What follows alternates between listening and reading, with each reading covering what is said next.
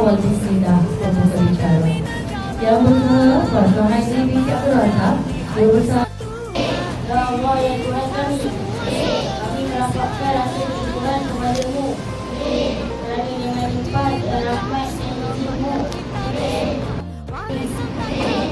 menghadirkan pengantin bagi pernikahan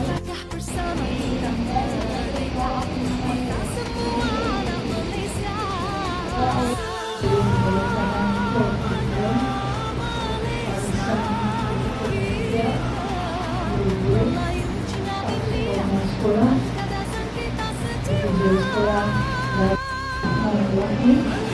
saya dengan ini meluncurkan sambutan bulan kebangsaan hari ke-69 tingkat sekolah SK Bendahara Seri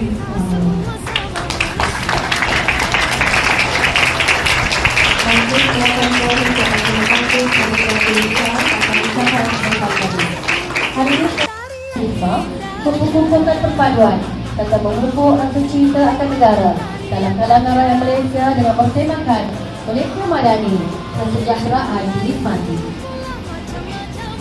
Hadirin yang dirahmati sekalian, lebat kemiri pohonnya rendah, dahan serikat tali perkasa, 10 jari kami menadang, mohon berkat Yang Maha Esa.